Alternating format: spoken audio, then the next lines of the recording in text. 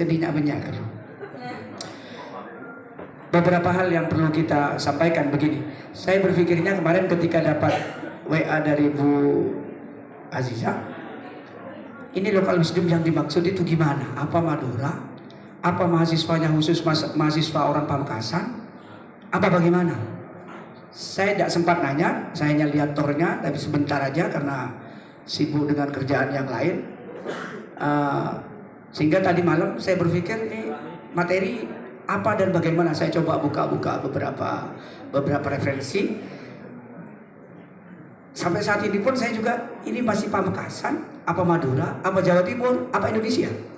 Ya artinya begini, ketika bicara local wisdom, ketika kita bicara multikulturalism di Korea Selatan, multikulturalism di Brunei Darussalam, ada beberapa negara yang sempat saya kunjungi, ada 9.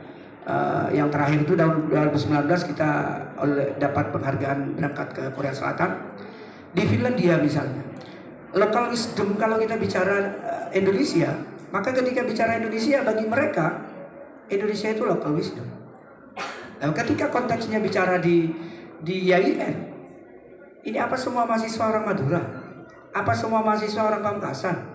Apa semua mahasiswa orang Indonesia? Ya artinya bahasa-bahasa seperti itu juga harus difahami dulu. Apa sih kearifan lokal itu yang harus difahami dulu. Jadi menurut kami yang harus difahami apa sih kearifan lokal itu sendiri. Jadi ini seperti moderator kita di depan ini ternyata orang Lamongan kan. Ketika bicara tentang kearifan lokal, bicara Syakbanan di sini, tradisi Syakbanan di Madura, mungkin di Lamongan gak ada. Dan tradisi-tradisi yang lain yang ada di Pamekasan dan Madura mungkin tidak ada di mereka, tapi ada di kita. Sama seperti kita bicara semakin banyak anak, ada beberapa tulisan kalau kita berangkat dari sini ke Surabaya, di daerah Tanah Merah itu ada banyak anak. Itu yang benar, banyak anak banyak rezeki, banyak anak banyak masalah.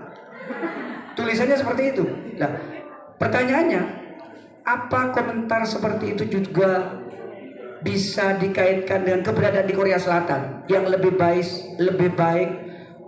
mengasuh anjing daripada mengasuh anak? Lebih baik mengasuh anjing daripada mengasuh anak. Sepanjang mata memandang, saya ada sekitar 23 hari kemarin di sana di SNU itu, Seoul National University. Melihat anak itu dalam 23 hari. Padahal saya juga datang ke Myeongdong, tempat yang ramai. Saya juga datang ke, bukan datang ke Miyabi ya. Jadi ada beberapa lokasi yang didatangi. Tidak ada satupun saya melihat anak kecil yang di bawah. Hanya ketemu di tower SNU itu ada ketemu satu anak. Saya foto anak itu karena statementnya mereka lebih bagus mengasuh anjing daripada mengasuh anak. Itu artinya bahwa mereka tidak ingin punya anak, nggak ada anak, sulit ada anak di situ. Paling tidak begini, kalau dia IN Institut Agama Islam itu sebenarnya lebih ketat dari sisi kelas, ada kelas cewek, muallimin, muallimat ya. Kalau di pondok-pondok pesantren, kan di YIN kan dari bisa. Karena tahu bahwa pemerintah YIN itu nggak mungkin ketika dalam satu kelas ada cewek cowok, tidak akan semuanya cewek itu kan hamil semua. Ada gitu kan? Berbeda dengan Korea Selatan. Filosofinya ada kelas cewek, ada sekolah cewek, ada sekolah cowok. Kenapa ketika ditanya kenapa dipisah? Kalau tidak dipisah hamil semua itu. Tadi perbedaan pandangan dari mindset aja udah berbeda antara Indonesia dengan Korea Selatan. Memang dari sisi pendidikan jangan dibandingkan. Jauh anak-anak SD, anak-anak SMP aja di sana udah berani buat game yang dibuat mainan oleh teman-teman mahasiswa ini di Samsung. Mereka kan ada Samsung, ada LG juga di sana. Samsung, LG, rata-rata produknya Samsung sama LG, yang lain minggir, termasuk mobil juga. Ini yang coba kami angkat nanti kita coba lokal wisdomnya itu di mana, kearifan lokalnya di mana. Korea. Siapa sebut Jaya Q? Ayo. Sebut Jaya Q mana? Korea, Pak. Oh, Korea sebut Jaya. Coba. Siapa yang bisa memberikan penjelasan ke saya? Lokal wisdom menurut antum itu apa? Kearifan lokal itu apa? Saya, Pak. Silakan. Assalamualaikum warahmatullahi wabarakatuh. Bismillahirrahmanirrahim. Kearifan lokal itu pakai ini. Apa kearifan lokal itu apa? Kearifan lokal itu adalah budaya yang turun-temurun dari nenek moyang kita melalui mulut ke mulut. Jadi cerita. Kearifan lokal itu dapat saya pahami bahwa hal tersebut adalah cerita yang turun-temurun dari nenek moyang kita melalui mulut ke mulut. Seperti itu, Pak. Terima kasih. Terima kasih. Ini salah satu cara ketika antum ngajar di dalam kelas, brainstormingnya jangan langsung menjelaskan tentang kearifan lokal. Kalau temanya kearifan lokal, beri kesempatan siswa dulu untuk bisa menyampaikan apa kearifan lokal menurut mereka. Apa materi yang akan disampaikan sebelumnya kepada mereka dulu. Beri mereka kesempatan.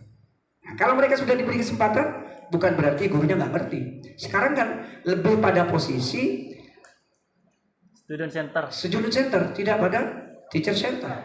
Apalagi kalau madrasah atau sekolah itu sudah menggunakan layanan SKS, pembelajaran mandiri, menggunakan sistem UKBM, unit kegiatan belajar mandiri. Jadi itu salah satu cara. Bagaimana mengeksplor kemampuan mereka sebelum mereka diberi tambahan oleh Bapak dan Ibu guru, sehingga Bapak dan Ibu guru yang ada di depan mengenalkan sesuatu kepada anak-anak itu apa yang mereka kurang. Tinggal diberi penghargaan. Terima kasih, bagus. Sudah tadi. Ayo, ada yang lain. Ini sekaligus praktek bagaimana kita memberikan materi kepada anak-anak, tidak pada posisi saya bukan mengajari, tapi paling tidak moderator itu masih lebih muda dari saya. Saya sudah jadi guru 23 tahun, bukan merasa lebih pintar, tapi setidaknya saya di madrasah itu sudah 23 tahun. Meskipun sering jalan juga. Oke, ada yang lain? Kalau ini tadi cowok, sekarang mahasiswinya ada yang berani? Apa sih kearifan lokal itu? Dari sebelah. Berarti ya, silakan.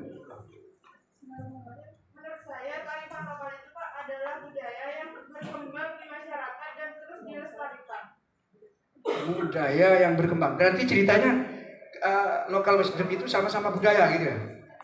Tadi menyebutkan budaya. Dia sudah menemukan budaya, ini juga menyebutkan budaya. Oke. Ada yang beda enggak? Silakan. Coba sebut nama. Waalaikumsalam warahmatullahi wabarakatuh.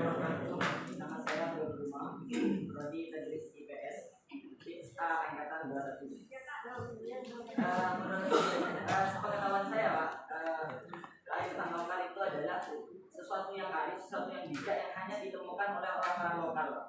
Sesuatu yang bijak yang hanya ditemukan oleh orang bijak, orang lokal, Pak. Orang lokal.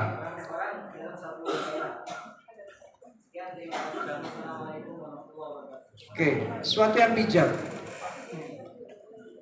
Nanti kita coba, kalau IPS itu kan ilmu-ilmu sosial itu kan umum. Nanti kalau di MTS itu kan ada geografi, ekonomi, sejarah. Kalau di Alia ada juga sosiologi, ada antropologi, ada akuntansi misalnya. Itu masuk dalam ranah ilmu-ilmu sosial, ilmu-ilmu sosial. Oke. Tema kita kali ini kearifan lokal, sumber belajar sekarang. Kearifan lokal cukup 3. Jadi ada budaya, ada tadi yang terakhir menyebutkan suatu yang bijak yang dilahirkan oleh orang lokal. Sekarang sumber belajar itu apa?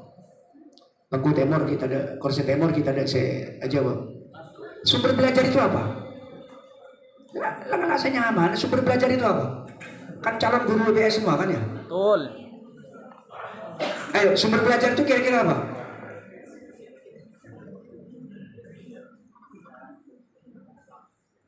Ada yang saya tahu? Guru, ya. Sebutkan nama dulu. Angkatan tahun.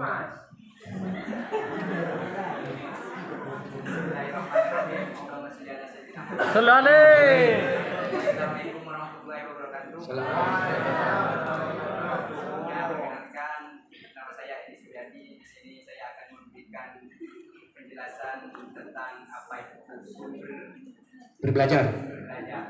Sumber belajar ialah suatu nilai yang di dalamnya ada sebuah pelajaran. Contohnya seperti buku itu adalah sumber belajar. Data dokumen seperti video-video perang pahlawan 10 November itu adalah sumber belajar untuk kita untuk melangkah ke tempat yang lebih tinggi lagi. Oke. Terima kasih. Ada yang lain? Sumber belajar tadi nilai. Tadi yang saya catat cuma satu aja ya, nilai. Kata nilai itu berarti bisa diterjemahkan sebagai nilai itu value dalam bahasa kita, value. Kalau bebas nilai berarti netral. Kalau nilai tadi yang saya lihat tadi nilai, meskipun tadi contohnya langsung ke buku. Ada yang lain tadi? Angkat tangan, silakan. Sumber belajar itu apa? Berdiri dulu. Baik, terima kasih. Nama saya Rahmadi. Menurut saya sumber belajar adalah suatu pandangan atau patokan untuk mengetahui sebuah pengetahuan. Oke. Kalau saya coba sedikit begini, sumber belajar itu guru itu sumber belajar. Guru itu sumber belajar. Kira-kira sumber belajar itu apa? Guru adalah salah satu sumber belajar. Jadi antum nanti ketika masuk ke dalam kelas, Anda adalah sumber belajar. Alat. Berarti sumber belajar itu Alat. alat. Guru Mediator. saya gelu. Mon manusia kau cari alat bener dah dalam bahasa Indonesia. Karena ini bukan orang-orang bahasa Indonesia kan? Sama seperti saya juga bukan orang bahasa Indonesia.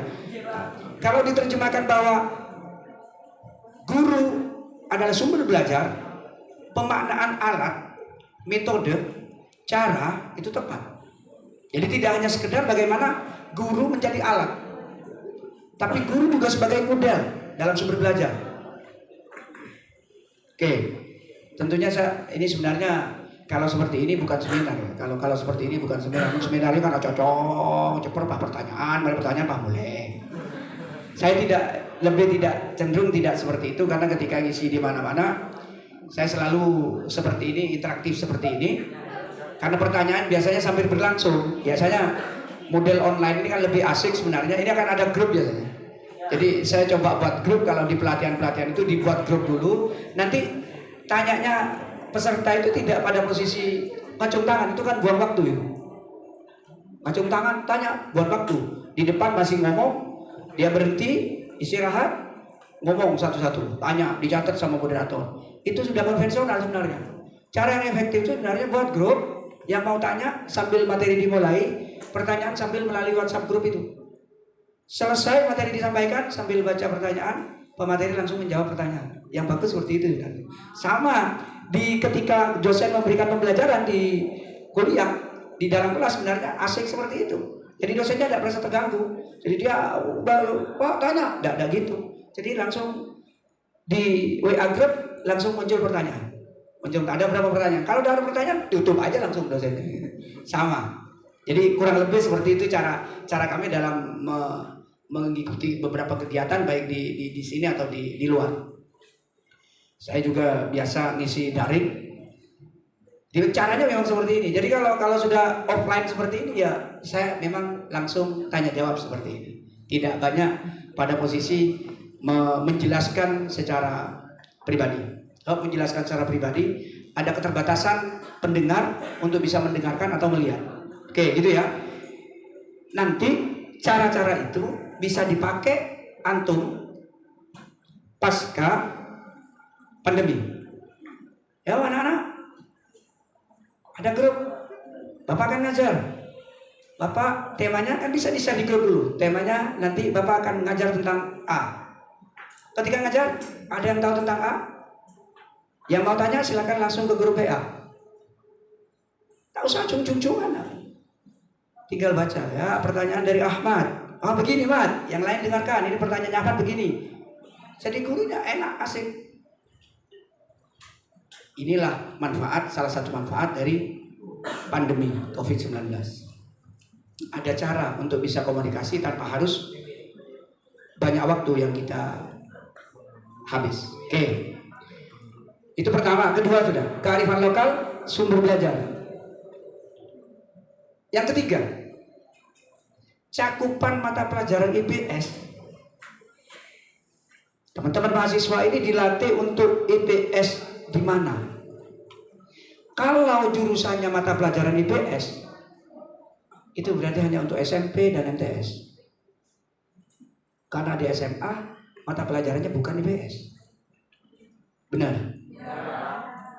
Berarti antum hanya dilatih untuk menjadi guru SMP dan MTS. Benar?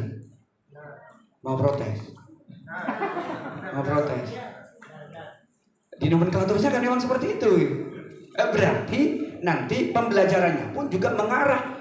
Meskipun nanti secara umum Anda akan diajari beberapa teori-teori tentang secara umum, sosiologi juga diajari, ini diajari semua di mata pelajaran IPS.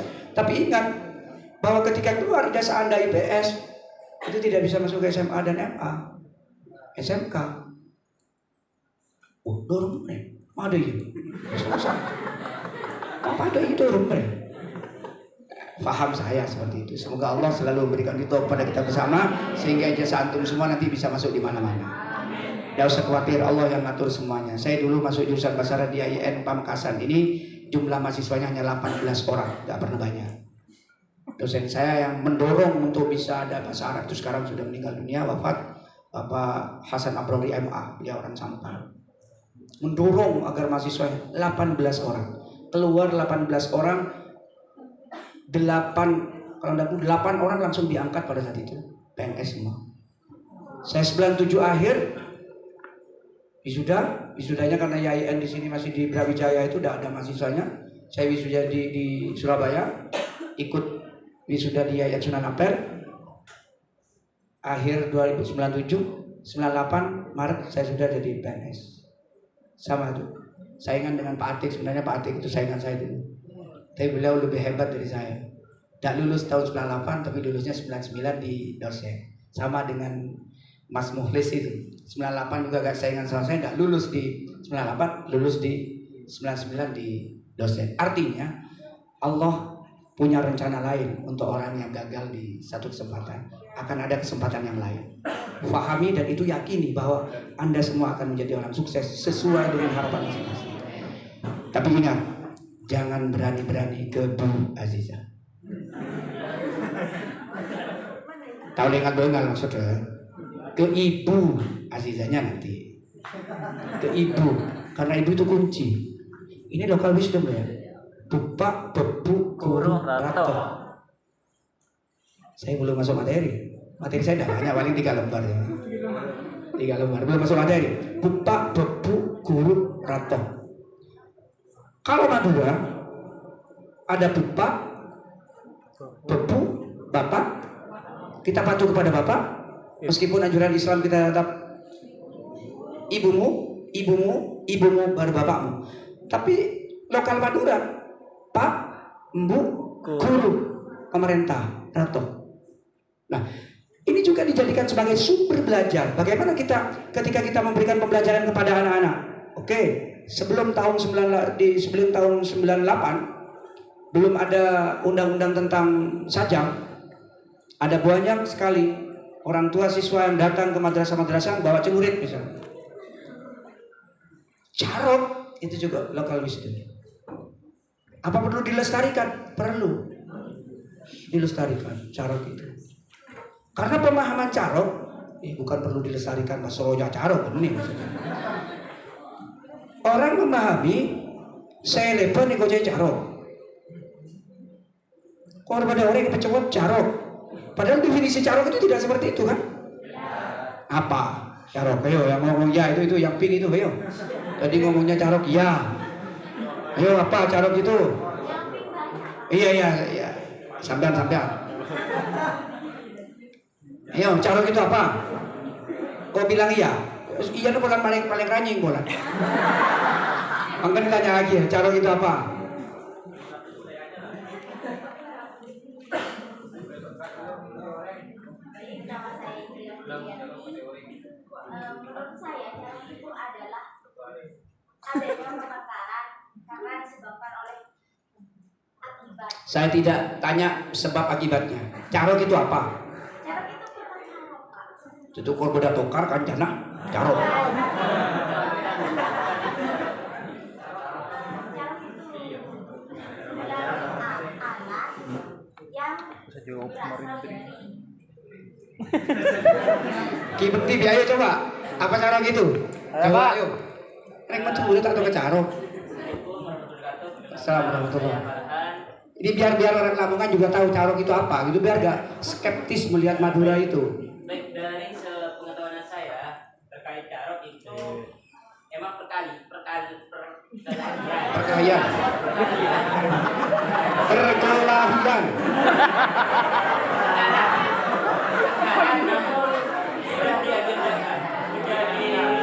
Diagendakan, oke.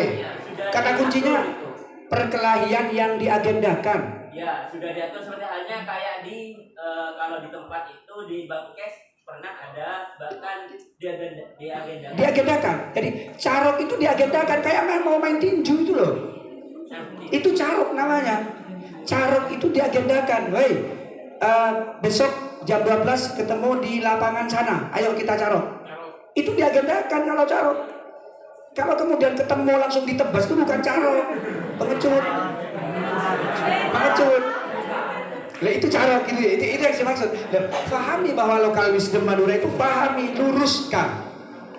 luruskan agar orang-orang seperti Pak moderator itu nanti tidak memandang skeptis dari orang Madura. Mau masuk aja di pintu gerbang Suramadu dia sudah, Madura kok kayak gini, udah mulai ketakutan nih, carok. Padahal carok itu diagendakan. Ada agendanya, ada agenda pertarungan. Saya pernah wawancara karena kebetulan saya juga pernah meneliti tentang itu. Saya datang ke orang yang baru keluar dari tahanan. Bukan ketemu di jalan langsung ditebas, bukan, tapi dia janjian. Pertama begini, ini ceritanya ya, alur ceritanya. Ini belum masuk materi, tapi materinya sudah seperti ini, kurang lebih. Dia begini. Ada seorang jagoan A ini jagoan, B bukan jagoan, A ini jagoan. Jadi udah ke sohor bahwa dia nggak bisa ditebas dengan apapun. Teguh, JA punya istri cantik, istrinya jelas. Karena istrinya cantik, si A, si B pingin nantang A sebenarnya dengan cara mengambil istrinya. Istrinya diambil, mau beneran ke si B karena si B masih lebih muda dan lebih ganteng. Si B lebih ganteng, mau dia. Karena mau ditantang sama dia. Carok gue mengalahkan bini. Oke, kapan? Besok kita ketemu di sana. Carok berdua duel dia. A sama B duel. Bahkan celurit yang dia siapkan tidak hanya satu. Si istri menyiapkan banyak celurit, yang istri satunya juga banyak celurit yang disiapkan. Tapi yang mati yang si A. Si A yang mati, akhirnya si B masuk penjara. Ini konsekuensi carok. Artinya itu kearifan lokal. Apa yang bisa diambil pelajaran dari itu semua terhadap sebagai sumber belajar di IPS? Ya tentunya bagaimana sejarah tentang carok itu juga difahami oleh kita semua. Tidak hanya bagaimana ya dari sisi sosialnya, dari sisi ekonominya, itu ditonton sama orang-orang, ditonton. Carok itu ditonton. Kalau carok itu tidak ditonton, bukan carok, pengecut. Ditonton, wis ora, si menang, mati satu sudah selesai. Mati musuhnya selesai sudah. Berhenti mesti ketika satu sudah mati. Di Bangkes juga pernah. Saya dulu masih kecil, sekitar usia 6 sampai 7 tahun. Saya masih ingat betul. Saya sholat Jumat di salah satu masjid di Lekop. Di sana sama ayah saya dibawa ke sana. Di atas masjid itu, celurit semua, banyak celurit. Wah, apa ini? Wah, ada celurit semua. Habis sholat Jumat, dia sudah diajak, ayo, entek lu, kok kia sholat sunat. Mau carok, masih mau sholat sunat. Coba. Setelah itu ya langsung, kalau itu carok masal, langsung di depan di Tegalan itu, dia langsung dia carok mati satu, plak mati udah, wes mare, sudah selesai. Itu carok. Sekarang yang terjadi tidak seperti itu. Apa itu dianggap calon? Bukan, penganiayaan, pembunuhan. Ada enggak sekarang calon? Oh, dia mengetengah. Kalau menurut penelitian itu masalah agama, masalah istri, masalah warisan. Masalah warisan. Ya? Harta. Iya, masalah warisan, harta, apa warisan. Warisan itu masalah anak lo betul. Setidaknya itu harus dipahami bahwa apa-apa yang ada di Madura itu ya seperti itu. Ini kalau kita bicara Madura ya. Oke. Saya sudah mulai mau masuk ke materi aja. Nanti jam 12 sudah selesai. Ini judulnya ya. Harus ada judulnya. Baik. Silakan ini ditonton. Video ini Mati. Goy. Video ini, ya saya jelaskan video ini lomba konten APBN MTSN 3 Pamekasan tingkat nasional yang diselenggarakan oleh Kementerian Keuangan tahun 2020 dan MTSN 3 Pamekasan juara 1 tingkat nasional. Yang kemudian hadiahnya insya Allah kita dikasih bangunan SBSN lantai 3 2 unit di MTSN 3. Apa isinya? Nanti bisa dilihat Local Wisdom.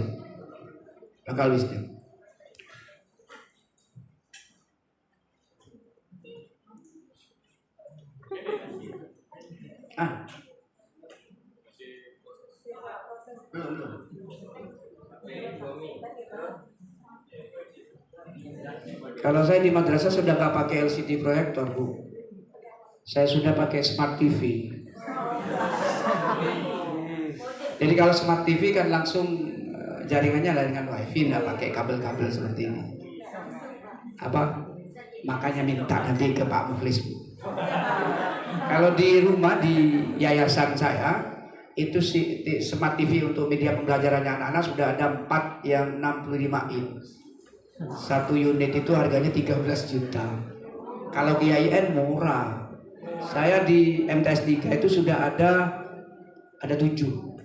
Di aula sudah nggak gunakan ini, tapi sudah menggunakan Smart TV. Karena nanti teman-teman mahasiswa mau presentasi tinggal pakai HP-nya aja, plek langsung presentasi. Apa yang ada di HP, plek langsung. Nggak ribet kayak gini, ini ribet ini. Ini sudah zaman all ini. Mau ngejar Korea, jauh. Di Korea Selatan tuh enak ya, kalau di Korea Selatan mau masuk ke sini ya sudah pakai serba infrared kan. Ketika masuk odik lampuna, pun keluar ateng. Semua ada jaringan. Nggak panas kayak gini. Ini sekarang saya panas nggak ngerti.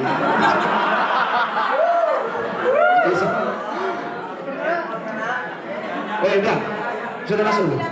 Oke. Lanjut ya. Coba ini ditonton, nanti komentari video ini.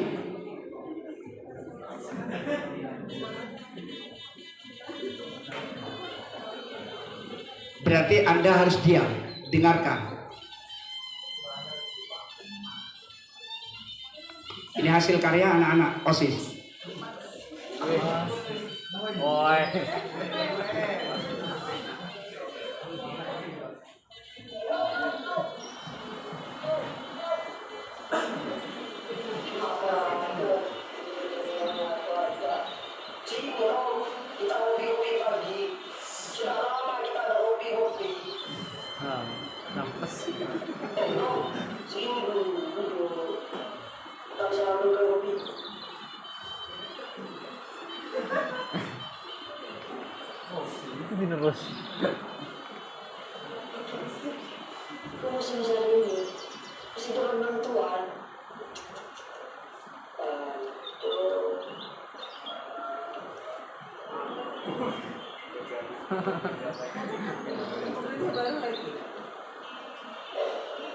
Ini mobil dibuat baru, bukan baru.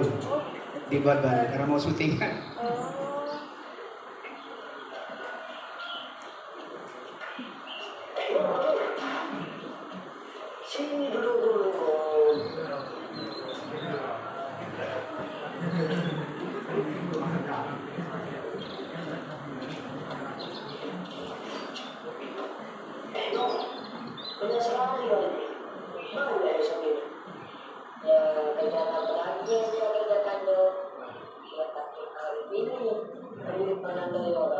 Dari ya alhamdulillah karena sapinya dimakan ya jadi besar jadi langsung pulang gini.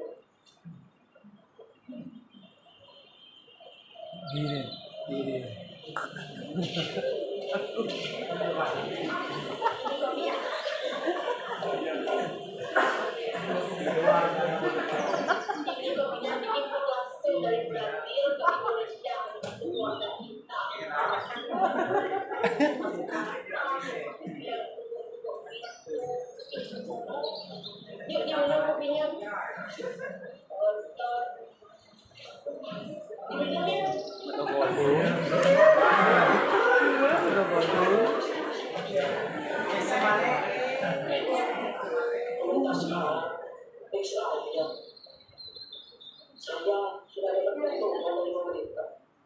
Anak saya juga sudah dapat makan gratis dari sekolah. Ya,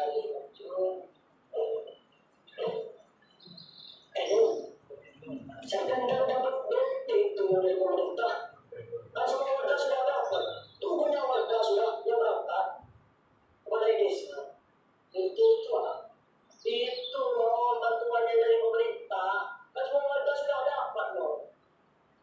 Apa bantuan? Tidak.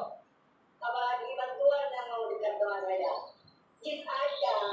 Jangan lihat saya.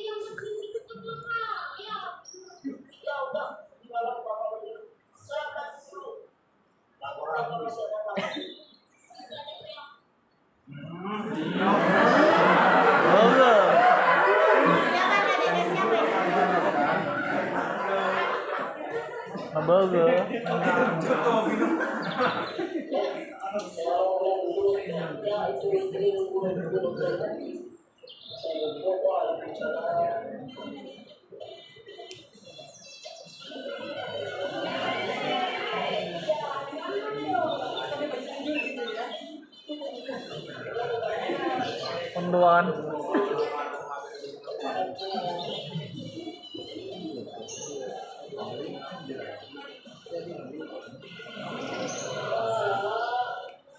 Ini gimana? Teman-temanku sudah pada balik semua. Kata-kata itu, aku sudah. Maka aku kena, aku menjaga punya. Sudah ada, sudah tahu Bapak kita nggak punya uang. Sama-sama aja kita udah bersyukur. Ini kita bisa berikan bahwa dengan keterbatasan fasilitas ini kita mampu bersatu dengan mereka-mereka yang berkebutuhan. Mereka malah main.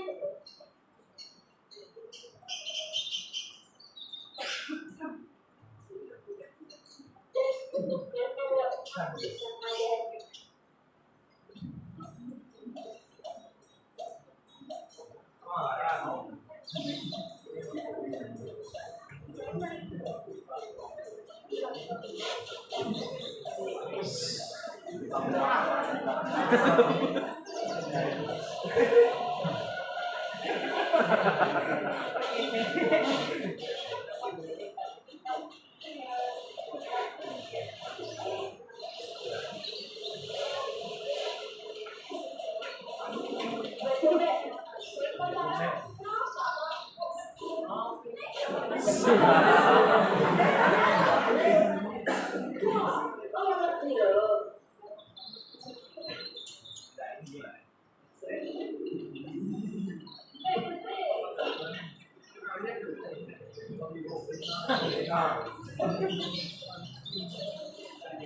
Rumahnya kira, rumahnya besar, masih dapat bantuan lagi.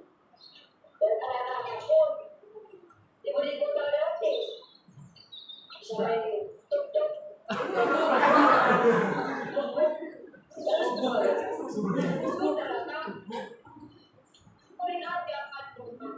Berarti kita tinggal mampu kita. Tidak usah kita mengeluh. Tidak usah lihat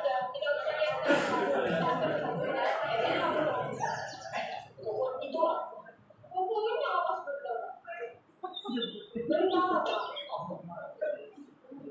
Kamu itu udah sadar kalau sudah dipastikan keluarga pemerintah, mulai dari sembako, listrik sendiri, anak-anak kita kita sudah dikasih bantuan oleh BPN. Dari aktivitasnya mengumpulkan kita, coba seperti saja istighfar. Iya,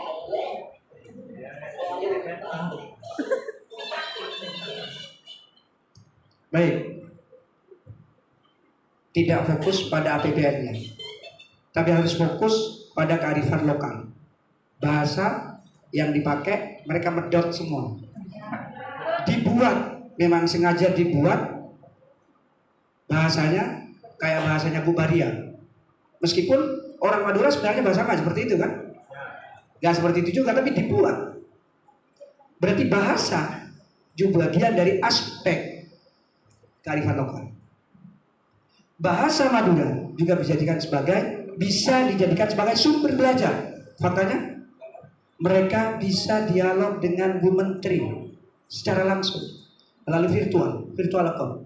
Jadi hubungi ke negara satu, mereka sudah langsung bisa ngobrol dengan Bu Menteri. Sebenarnya kantor gak pernah caca-caca di Bu Menteri dengan hanya tampil seperti itu. Itu satu dari aspek bahasa. Cari yang lain, apa yang lain? Ayo. Dari video tadi, apa yang bisa diambil? Kearifan sumber belajar apa yang bisa diambil dari video tadi untuk pembelajaran IPS? Ayo. Ketika bermain di sana ada sebuah kearifan lokal. Bermain, apa nyaman main orang?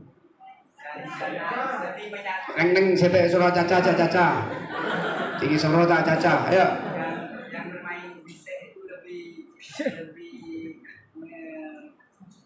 mengembangkan kearifan lokalnya, Pak. Ya. Di sana berkaitan satu sama lain teman-temannya dan menyatu dengan alam, sedangkan yang satu main TikTok sibuk dengan kehidupan sosial medianya. Iya.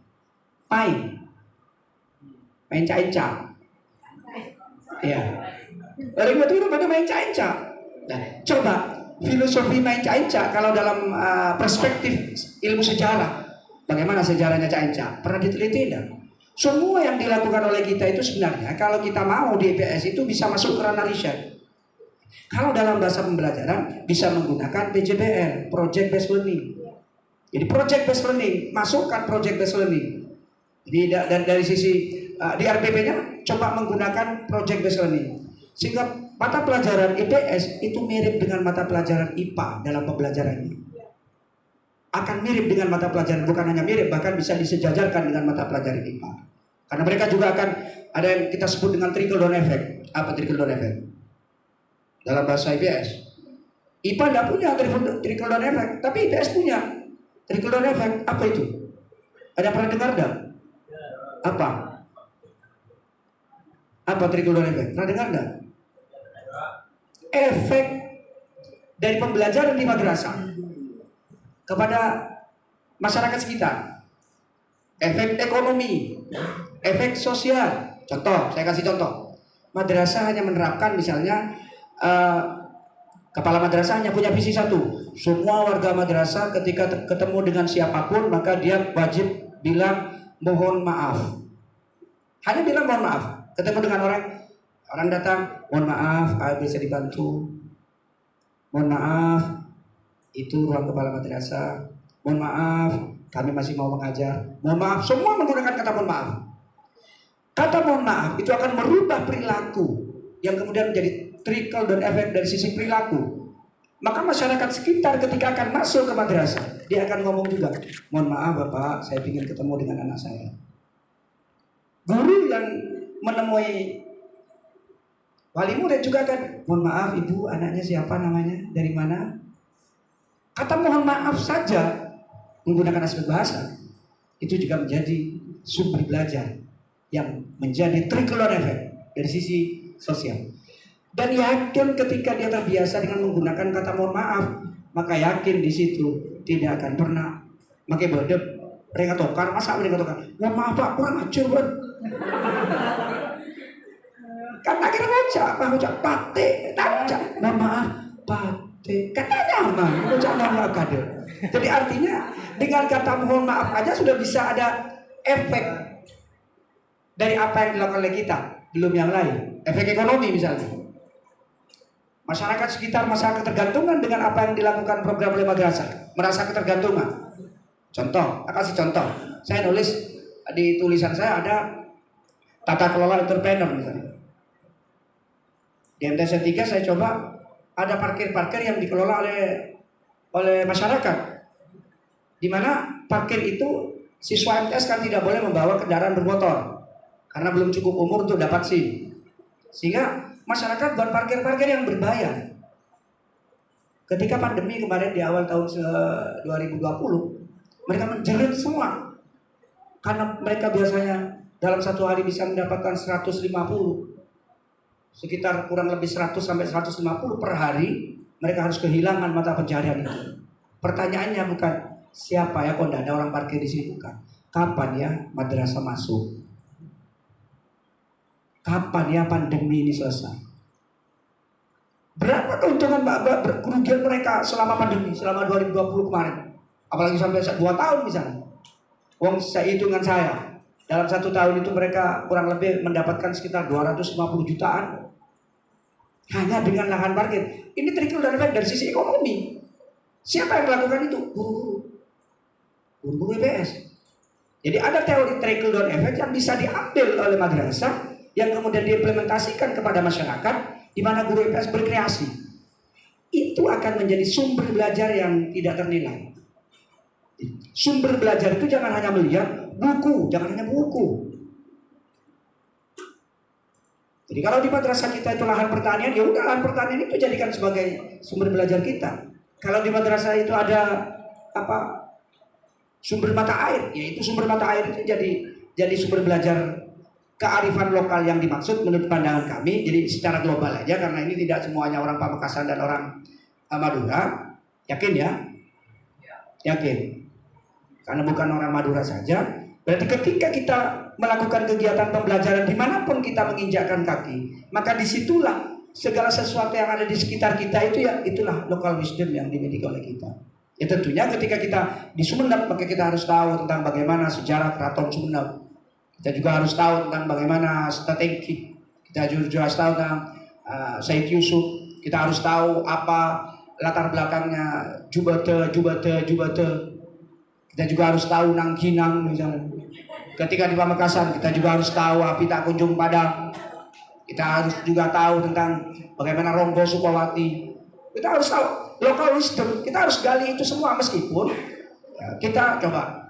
Ketika kita memberikan pembelajaran efek jerah kepada anak-anak tentang satu kasus tertentu misalnya, bawa anak-anak ke lapas narkotika, bawa anak-anak ke lapas untuk memberikan pembelajaran kepada mereka bahwa ternyata mereka yang melanggar hukum, mereka seperti itu. Karena kebetulan lapas narkotika itu adanya di Pamekasan, masuk local wisdom meskipun isinya bukan orang Pamekasan. Hasil penelitian itu ternyata orang Pamekasan hanya 1,2% yang ada di lapas narkotika. Sisanya dari luar Pamekasan. Kapasitasnya sebenarnya 400 orang, diisi 1.600-an. Ini local wisdom yang harus dipahami oleh kita bersama. Oke. Selain dari main cacak tadi, dari video itu, apa tadi? Remote dulu kan gede. Gede kan?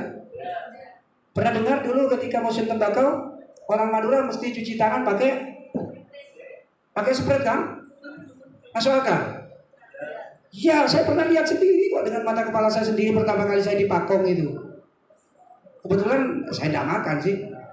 Musim tembakau dia Ya sebenarnya bukan cuci tangan pakai Sprite atau cuci tangan pakai teh. Karena yang dipesan pada saat itu minumnya minum Sprite sama minum teh, jadi cuci tangannya nggak ambil air, jadi dia cuci tangan pakai yang ada. Itu sebenarnya latar belakangnya seperti itu. Tapi diekspor sama orang-orang, oh orang Madura, oh langsung kok cuci tangannya pakai Sprite, pakai teh. Ya memang betul itu ada, itu ada. Nah, itu local wisdom. Bagaimana memberikan pemahaman kepada anak-anak? Coba dilihat. Ketika musim tembakau anak-anak kita, bagaimana kehidupannya? Coba tanya, uang sakunya berapa? Mereka biasa uang saku 2.000, tapi ketika musim tembakau dia menjadi 50.000. Naik. Ketika ditanya dari mana? Tadi malam saya kerja, Pak. Bukan minta ke orang tua, tapi tadi malam saya kerja. Pada saat musim tembakau, mereka ada banyak kerjaan yang bisa menghasilkan banyak uang. Sehingga mereka uang saku yang semula 2.000 menjadi 5.000. Ada apa di situ? Itu juga bagian dari local wisdom yang bisa dijadikan sebagai sumber belajar di mata pelajaran IPS. Sederhana sekali. Belum lagi dari sosiologi keagamaan, dari sosial keagamaan misalnya. Coba teliti. Berapa banyak di Pamekasan, Madura pada umumnya pencari sumbangan di jalan raya, amal masjid. Tanya mereka, kenapa mereka cari amal di situ? Coba, itu juga bagian dari kearifan. Coba cari di daerah-daerah tertentu yang tidak mayoritas NU dan SI. Ada enggak? Yang paling banyak di Pamekasan. Saya berangkat dari rumah, kalau lewat Lecen ke Pakong itu ada 11 amal masjid. Padahal jaraknya cuma 15 kilo. Ada 11 amal masjid. Itu local wisdom. Bisa dijadikan sebagai alat, sebagai sumber belajar untuk riset anak-anak. Dari sisi jarak misalnya, itu di geografinya. Geografi, ini kita tugas buatkan peta dari rumah kamu ke madrasah yang ada amal masjidnya. Nireng amal masjid, Paci, motor sekelangkong, Pak Supir, nireng launan, jimin. Coba dari aspek bahasa yang mereka ungkapkan, apa yang mereka sampaikan? Apa setiap momentum dia sama menyampaikan? Konda, malah penelitian. Ya, ngacung tangan yang sudah penelitian. Saya tahun 2005 pernah meneliti itu. Jadi ada kerjaan itu yang meneliti, lihat kan ngomong-ngomong sama supir, ngomong-ngomong sama pengendara yang selalu lewat di situ, ngomong-ngomong dengan petugas amalnya, ngomong-ngomong dengan kiainya, dijadikan buku. Coba orang-orang IPS itu larinya ke sana. Orang-orang IPS itu sebenarnya paling sederhana kalau kita melakukan riset dimanapun. Karena banyak sekali yang menarik untuk di riset. Jadi kalau jurusan IPS, mata pelajaran IPS, tak lemu skripsi saya kerebek. Yang benih saya otak. Kalau banyak sekali yang bisa dikaitkan dengan pendidikan. Banyak sekali yang bisa dikaitkan dengan pendidikan. Apalagi local wisdom, Madura itu luar biasa. Onde kebesak tadi. Wiyongku. Itu onde kebesak. Dari bahasa-bahasa seperti itu. No. Lo coba iya no. Kano, kocai anom tapi tak besak. Pada saya mau cambu tapi tak besak. Makanya budi kocai kurang ajar di budi. Karena tak besak. Pak minta ngerti. Bahasa-bahasa seperti itu. Di dalam video itu yang saya ambil bukan persoalan APBN-nya. Ini kan Bu Sri Mulyani minta, bukan Bu Sri Mulyani. Latar belakang dari video ini, Kementerian Keuangan mengadakan lomba konten APBN tingkat MTS SMP se-Indonesia. Kita ngirim ini. Saya bilang ke teman-teman, coba sutradarain, jangan kalau mau ngiritiknya menggunakan yang halus saja, tapi coba lihat apa yang sebenarnya terjadi di masyarakat. Cukup Pak Asli Madura. Bahasa-bahasanya Pak Asli Madura. Sebenarnya mereka bisa untuk tidak menggunakan asli Madura. Logat-logatnya tidak dibuat seperti itu. Jadi itu gambaran-gambarannya. Makanya ngangkat citra-citra Madura coba. Orang Madura, orang tani Madura, rata-rata di rumahnya ada sapi, betul? Betul. Oke, sebenarnya nari walaupun di sapi Pak. Mohon benih pegawai ya. Kalau bukan pegawai negeri, itu mesti punya sapi di rumah. Mesti. Kecuali si tadi. Artinya tadi itu juga mengangkat citra Bahwa orang Madura itu juga yang dapatnya itu tadi kita ada ceku untuk pakan ternak. Dan pakan ternak di Madura menurut penelitian dari Universitas Gajah Mada, Yogyakarta, orang Madura itu terlalu ribet. Masa pakan ternak dicarikan seperti itu? Tidak menggunakan fermentasi maksudnya. Kemarin ada penelitian dari Prof. Ali, Dekan Fakultas Peternakan di Universitas Gajah Mada Yogyakarta di Madura. Ketika datang, wah berat sekali orang Madura ini. Ini paling banyak ternaknya orang Madura per satu orang paling 2 ini kalau seperti ini caranya. Kalau kita nggak mampu, padahal kita inginnya satu orang itu bisa sampai sebituk sampai 100 sampai. Nah, itu penelitian, itu lokal wisdom. Itu bisa dijadikan sebagai sumber belajar ketika kita memberikan pembelajaran kepada anak-anak. Dan itu jadi, jangan hanya melihat dari sisi konten. Selalu bodoh kita kira nanti saya ada beberapa gambar nanti yang bisa di share, dilihat dan di konten-konten YouTube dan konten yang lain di media sosial itu banyak sekali sebenarnya terkait dengan gambar-gambar yang ada di Madura. Tapi kita asik ketika kita sudah mulai tahu bahwa bagaimana sih konsep perumahan di Madura misalnya. Tahu cara meneliti. Entar ke Sorboja, berangkat dari sini, berangkat ke Surabaya, lihat kanan kiri rumah di kanan kiri. Kanan kiri rumah di kanan kiri Madura, mulai dari Pamekasan sampai ke Suramadu. Lihat. Mesti di barat mesti ada langker. Mesti ada langker atau mesti ada musola atau langker atau kopu. Saya kocai tanyaan lancar. Mesti coba dilihat, apalagi sudah mau masuk ke Galis, Tanah Merah. Kenapa harus seperti itu? Di Pamekasan sudah berapa persen adanya seperti itu? Ada seperti itu berapa persen? Rata-rata mesti ada. Itu kearifan lokal. Pada semua beli di setiap pojok-pojok mesti ada pura, mesti ada kelampi. Mun beda Kampung Banan mesti ada kelampina. Kelampina mesti tak kotak dalam hotel. Nah, itu lokal wisdom juga. Sama ketika mau panen padi misalnya, mesti nyobain inyan. Yang Tomarmar bedanya ada enggak di Tomarmar, Batu Marmar? Di Pangkong ada enggak yang masih membakar kemenyan? Apa makna dari itu semua? Coba kita kaitkan dengan kehidupan sosial yang ada di kita. Itu yang akan menjadi sumber belajar kita dalam mata pelajaran ilmu sosial. Saya coba kupas secara umum biar tidak ada spesifik ke satu mata pelajaran misalnya geografi, sosiologi atau ekonomi. Oke. Nah, dari sisi teori, kearifan lokal itu saya coba ambil di Undang-Undang Nomor 32 Tahun 2009 tentang perlindungan dan pengelolaan lingkungan hidup. Bahwa nilai yang dimaksud dengan kearifan lokal itu nilai-nilai luhur yang berlaku dalam tata kehidupan masyarakat, antara lain melindungi dan mengelola lingkungan hidup secara lestari. Karena ini undang-undang lingkungan hidup. Begini, ada satu hadis. Mamin muslimin yaurisu ghorsyan bersiapal. Bersiapal teh terus lagi. Siapal Malaysia macam. Mamin muslimin yaurisu ghorsyan wa yazra'u zar'an. Fata'ulut ta'am aw bahimah. Faka'annahu sadaqatun. Rawahu muttafaq alaih. Artinya begini, mamin muslimin, setiap orang Islam yang menanam tanaman, baik tanaman itu berbuah atau tidak berbuah, bahasanya bisa dimakan hewan atau tidak dimakan hewan, bisa dimakan manusia atau tidak, yang bisa dikatakan manusia atau dikatakan bahimah, hewan yang lain. Kan kadang manuk enggak tapi manusia tak ada, betul ya? Kadang manusia mau tapi burung nggak mau. Ada seperti itu. Fahuwa shadaqatu. Semua itu sedekah. Implementasi nilai-nilai budaya yang kita sebut dengan melindungi dan mengelola lingkungan sekitar kita. Kalau kita punya lahan, kita coba menanam. Kaitkan dengan nilai-nilai religiusitas kita. Bahwa menanam baik berbuah atau tidak berbuah itu sedekah.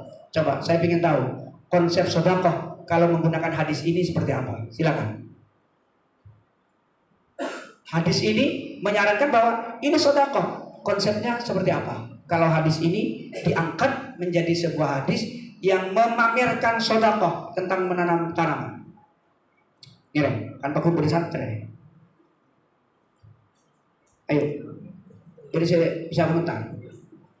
Saya santri. Saya bro, kadang dia santri. Lain bukan mahasiswa IPS. Ya Pak. Ya, ayo. Bismillahirrahmanirrahim.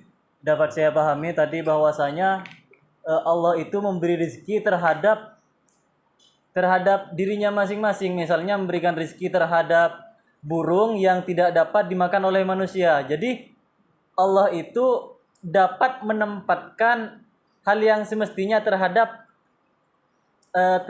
itu sendiri, Pak. Kata Bapak tadi misalnya memberi burung tapi manusia tidak dapat memakannya. Konsep sedekah dalam hadis itu yang kami maksud. Sehingga nanti saudara sebagai mahasiswa dan calon guru IPS akan mampu mengkaitkan kearifan lokal itu dengan sunnah Rasul. Itu paling tidak. Akan mampu mengkaitkan dengan ayat-ayat Al-Quran. Coba silakan, ini tadi. Berdasarkan hadis yang tadi, konsep sedekahnya itu ialah melindungi dan menjaga lingkungan dengan cara menanam tanaman. Melindungi. Karena kalau melindungi tidak akan terjadi seperti di Batu kemarin ya. Hutan pinus di Batu sudah nggak ada kan. Kalau cari dingin jangan cari ke Batu. Harus masuk ruangan yang ada AC-nya sekarang. Benar. Kalau dulu di Batu dingin karena ada banyak hutan pinus. Sekarang sudah nggak ada hutan pinus, ganti tempat wisata dan villa, hotel dan lain-lain. Satu konsep menanam adalah sedekah. Konsep yang lain. Kenapa kok menanam itu dianggap sedekah? Padahal orang menyebutnya kalau cuma menanam bukan sedekah. Yang sedekah itu masih uang, ngasih barang ke orang lain. Mindset paradigma kita jangan hanya terkuntum dengan orang yang sedekah adalah orang yang memberikan uang. Kalau menurut IPS, menurut ekonomi, melarat caca sedekah. Nah, tapi kalau konsep sedekah itu ada pada guru-guru IPS dari sisi konsep ekonomi tidak memberi uang, tapi dengan cara menanam sudah dianggap sedekah, itu kan luar biasa. Sedekah menurut konsep orang IPS adalah cerai kapi misalnya. Menurut konsep orang IPS adalah begini, ayo kita menanam. Yo, ada nggak yang masih mau berpendapat? Ya, lanjut.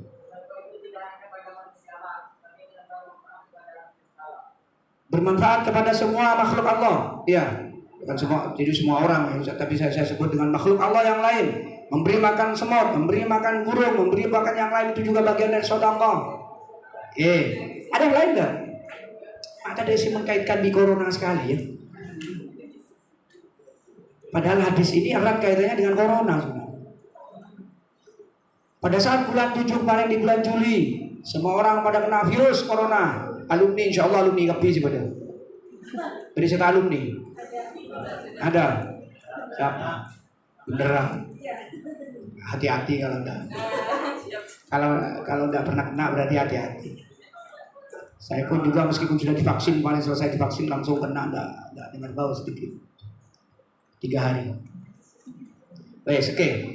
Saya ingin menyampaikan begini. Pada bulan 7 kemarin, pada saat kita dampak virus Delta itu, yang semua orang sakit, sekampung mati petok 14, saya bisa mati petok 10, benar kan? Betul. Orang butuh apa pada saat itu? Butuh apa? Oksigen langka. Allah ciptakan oksigen dari mana? Tumbuhan. Allah ciptakan oksigen dari mana? Tuhan. Tumbuh-tumbuhan. Kalau pagi, kalau siang mengeluarkan apa? Oksigen. Kenapa tidak sampai di sana? Jadi tumbuh-tumbuhan yang ditanam baik berbuah atau tidak berbuah, kenapa Allah menyatakan bahwa itu sedekah? Mengeluarkan oksigen. Coba kalau tidak ada oksigen yang supply, coba kalau tidak ada tumbuh-tumbuhan yang supply oksigen kita, dari mana kita dapat oksigen? Mau beli oksigen kalau langka. Coba, kenapa di Batu kok panas? Oksigennya nggak ada, sudah hampir punah oksigennya. Panas makanya. Coba di daerah-daerah sejuk tertentu. Di Pakong, kalau di madrasah saya sudah saya galakkan itu. Makanya orang yang nanam, dia bisa sedekah oksigen setiap saat. Setiap saat. Coba, kalau ada gerakan menanam di kampus, dikelola oleh mahasiswa IPS, ada cukup gerak. Dia nyari si bahaya kajuna mau ya bahaya mak semua segelan di kampus. Coba gerakan menanam. Apa yang bisa diciptakan? Lihat kampus kita nanti, IAIN nanti akan sejuk, tidak sepanas saat ini. Saya selalu kritik ke Mas Muhlis, apa ya IAIN itu? Wong cuman sono aja nggak usah beli, kok ambil potong di depan pinggir lorong, potong sono langsung tacek kaki itu langsung odi. Kenapa gerakannya kok mahasiswa kok enggak gerakan menanam? Itu kan bagian dari sedekah. Kita tidak punya uang untuk sedekah. Oke, bener. Mahasiswa nggak punya uang. Karena saya nggak baca SPP kadang minta ke dosena. UKT namanya. UKT kadang. Kenapa kita tidak menanam? Menanam itu sedekah. Ingat, kita tidak saat orang-orang IPS harus coba dikirim ke sana. Karena orang IPS kalau sudah terlanjur ke ekonomi, dia hanya ngitung saja. Untungnya berapa? Kalau rugi dia merengkot. Nah, konsep sedekah itu tidak harus mengeluarkan uang. Ini mungkin kenapa kok undang-undang yang saya ambil tentang kearifan lokal itu kok saya ambil undang tentang lingkungan. Saya ingin menyampaikan ini. Jangan-jangan pola orang IPS pasti anggap tidak mampu untuk bisa mengkolaborasikan apa yang dia sampaikan kepada anak-anak dengan keislaman kita, dengan akidah kita. Oke, kalau yang Paulo Freire ini saya tertarik karena sering baca bukunya. Siapa Paulo Freire itu? Pernah baca bukunya Paulo Freire? Belum pernah. Paulo Freire ini sevisi dengan Ali Shariati, seorang tokoh pendidikan liberal di Iran. Kalau Ali Shariati, tapi kalau Paulo Freire itu tokoh liberal pendidikan. Jadi dia dalam satu buku pernah menyampaikan begini, anak saya nggak usah masuk sekolah. Ngapain anak saya masuk sekolah? Yang penting anak saya belajar. Jadi kata belajar menurut Paulo Freire itu tidak harus masuk di kampus-kampus, nggak usah. Ngapain kamu kuliah? Ngapain kamu sekolah? Nggak usah. Yang penting kamu belajar. Seperti yang dikutip oleh Pak Dekan tadi, bagaimana Kiai Zawawi Kiai Haji Zawawi Zawawi itu hanya dengan SR beliau juga bisa mampu menjadi budayawan. Ya pun sampean cek nih ya ini. Artinya saya ngomong seperti ini bukan berarti berarti tidak usah kuliah. Ya tak boleh ijazah. Tak kuliah. Legalisasi itu penting. Oke. Kalau yang terakhir, si Barani itu salah satu marga Batak. Kenapa kalau saya ambil marga Batak, kok tidak ambil punya Pak Zawa Imron? Karena tadi itu, ini hanya orang Madura apa orang mana? Sehingga kami coba kearifan lokal menurut 3 orang ini sebenarnya apa-apa. Di sini dijelaskan mengajarkan peserta didik untuk selalu konkret dengan apa yang mereka hadapi. Jadi tidak hanya fokus pada apa yang di luar, di sana, di buku. Bahkan buku sekarang kan sudah bukan pilihan. Anak-anak daring seneng dah. Anak-anak siswa bukan mahasiswa seneng karena dia sekarang sudah tahu. Hanya ketik soalnya aja di Google dia sudah bisa dapat jawaban. Benar kan? Semakin bodoh. Makanya kemarin ketika kami sudah mulai tatap muka, ada bapak dari guru yang mengusulkan ke kami, Pak, PAT pas saat ini penilaian akhir semester, ujian semester untuk saat ini, jangan daring untuk memompa semangat kembali anak-anak agar anak-anak belajar lagi. Kita minta agar menggunakan manual itu. Guru ada sudah bilang seperti itu. Berarti dampak dari COVID itu luar biasa terhadap anak-anak. Karena anak-anak sudah mau belajar. Dia mau cari 2 tambah 1, dia tinggal ketik. Meskipun tidak usah mikir, dia udah langsung keluar 2 tambah 1 berapa. Itu udah tahu semua anak-anak. Dan bahkan anak kecil pun dia kalau udah dikasih HP udah langsung bisa. Itu salah satu dampak. Meskipun tidak dikatakan dampak jelek, kalau saya tidak mengatakan itu dampak jelek, itu penting juga. Tapi di sisi yang lain harus ada terkontrol.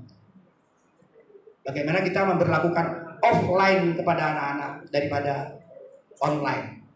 Saya di rumah di yayasan yang diketuai oleh Pak Muflis itu, memang kita galakan untuk tidak online tapi offline.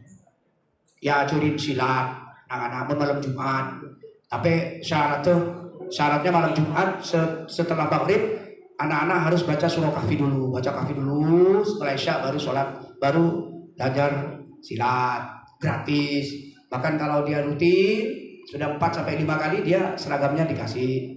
Kemudian kalau malam Rabu sama malam Ahad biasanya kan chattingan anak-anak keluar, biasanya apel-apelan.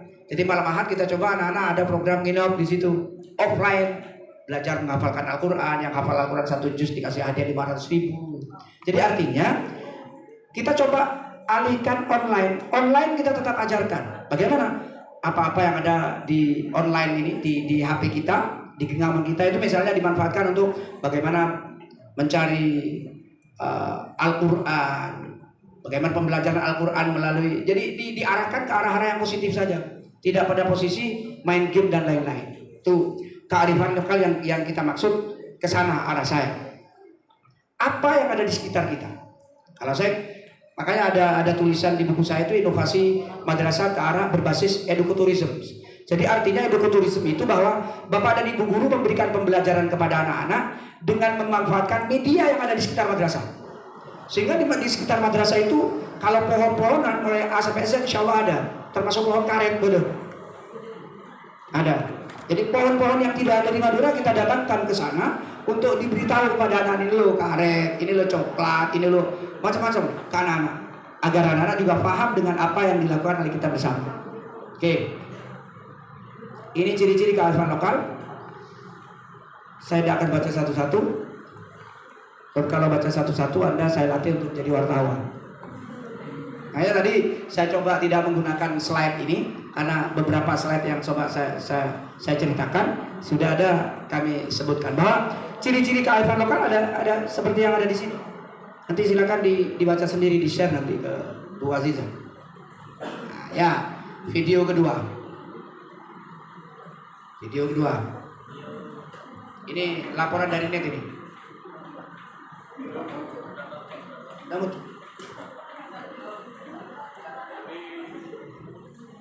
muncul? Belum. Muncul.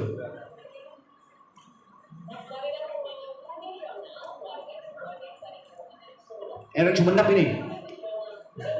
Videonya nggak ada, Pak. Nggak ada, Pak.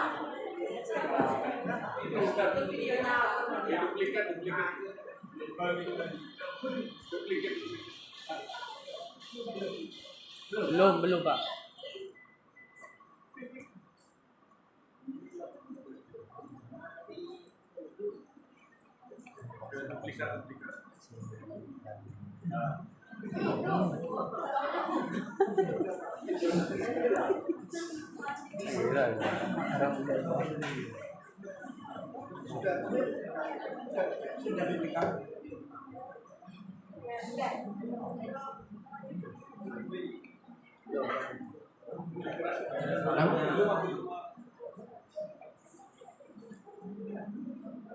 Sudah full.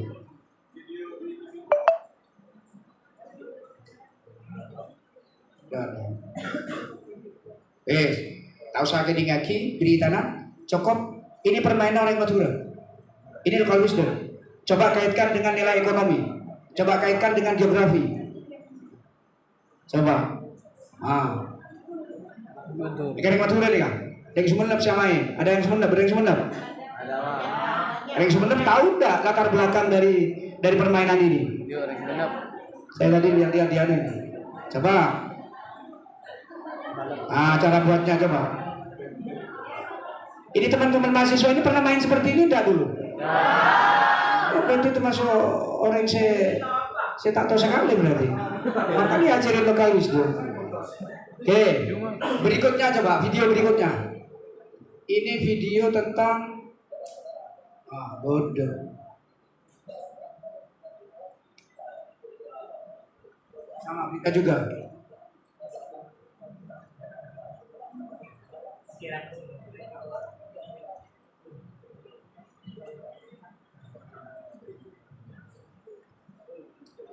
Ini tradisi Sya'banan.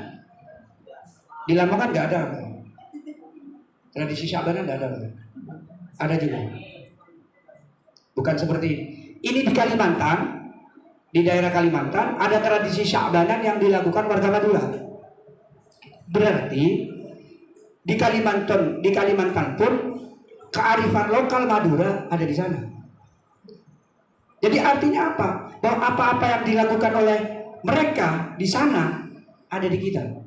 Meskipun tidak seheboh apa yang disampaikan di sini. Sebenarnya di sini juga ada Sya'banan, tapi kadang sama seperti ini juga.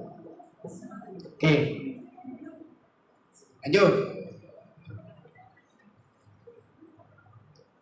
Tadi sudah saya sampaikan bahwa ilmu pengetahuan sosial kalau di SMP MTS ada geografi, ekonomi, sejarah, bahkan ada sedikit sosiologi. Kalau di Alia ada akuntansi, ada antropologi tambahannya. Saya tidak akan membahas ini. Mari lihat tanian lanceng. Berpikir tentang tanian lanceng. Kata tanian lanceng berarti ada skip. Kata skip itu ada kaitannya dengan geografi. Bebatuan. Sebentar, marin bebatuan, marin berdegia. Coba tanian lanceng dilihat dari sisi geografi, dilihat dari sisi sosiologi, di sisi ekonomi. Coba Anda coba pernah membaca latar belakang dari kerapan sapi? Pernah membaca? Kenapa sapi yang dikerap itu kok sapi jantan? Pernah membaca? Kenapa kok kalau sapi apa tuh? Sapi sono itu kok sapi betina? Kenapa kalau sapi sono harus betina?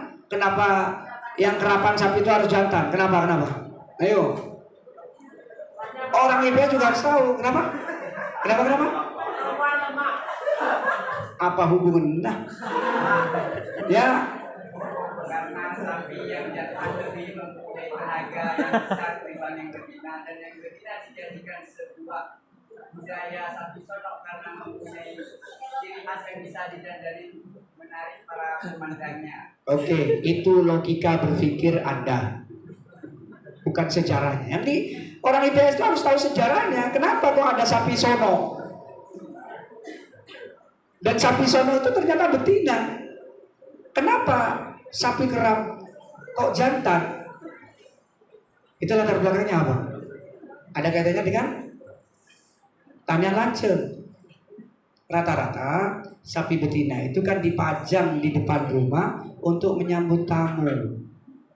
Menyambut tamu bukan persoalan lemah atau enggak. Lambo orang Madura mau nyambut tamu, berdekat tamu nah, sambut dengan sapi sono, seedendenin sapi bini. Karena sapi bini seedendenin, yang didandanin sapi betina, sapi lagi tadi lagona. Karena sapi lagi tadi lagona, kerap. Itu latar belakangnya. Coba baca di buku-buku yang berkaitan dengan Madura itu. Masa orang Madura nggak ngerti kerap, kunjung, kerap, pelolong. Jadi bedanya di situ. Coba baca. Itu kearifan lokal itu harus tahu orang-orang IPS itu harus tahu. Apalagi tinjauan sejarah. Tanian lanceng. Kemudian yang kedua, batik Sumenep, Makassar, Sampang, Bangkalan beda kan? Apalagi batik Lamongan akan beda. Yang saya pakai ini bukan batik Pamekasan ini, jelas batik Esor Bejo. Beda dengan yang bapak ini batik Madura ini sudah, meskipun orang Lamongan tidak pakai batik Lamongan. Ini batik dari sisi ekonomi, dari sisi geografis akan kelihatan. Saya pernah ngisi di suatu tempat di Solo. Di Solo ngisi ya kebetulan yang audiennya itu para anggota dewan se-Jawa Timur dan para pejabat Jawa Timur. Saya ngisi tentang madrasah saya sendiri. Saya tidak menyebutkan identitas saya, hanya Pak Kholis itu aja. Kemudian setelah itu saya hanya pakai batik Madura. Tapi ada yang teriak di belakang, wah ini Madura loh. Ada yang gitu langsung. Karena batik yang saya pakai batik Madura, padahal saya nggak merasa batik yang saya pakai itu batik Madura. Tapi dia langsung bilang, wah ini Madura loh, karena pakai batik Madura. Berarti batik Madura itu ada ciri khas. Mereka yang paham batik maka akan kenal dimanapun dia dipakai, maka dia akan diketahui bahwa itu batik Madura. Begitu juga kemarin ketika di Jakarta sama siapa budayawan yang nyeleneh itu, ya Sujiwo Tejo, dia langsung teriak juga, ternyata beliau orang Jember. Saya pakai kaos merah putih, saya pakai odu, saya pakai pesa, domba orang Madura aja bilang gitu. Loh, dia kok bisa bahasa Madura? Ternyata kelihatan juga bahwa orang Madura itu bisa lihat juga ciri khas batik. Ya menurut saya yang kui bupati ini aja baca. Mending bupati yang di foto-foto itu kan rata-rata batik-batik bagus semua itu kan. Yang di foto-foto itu ya, apalagi sekarang Mentekyu itu batiknya kan di atas 3 juta semua itu yang dipakai. Di pasar kan beli mahasiswa, tahu kasih aja UKT.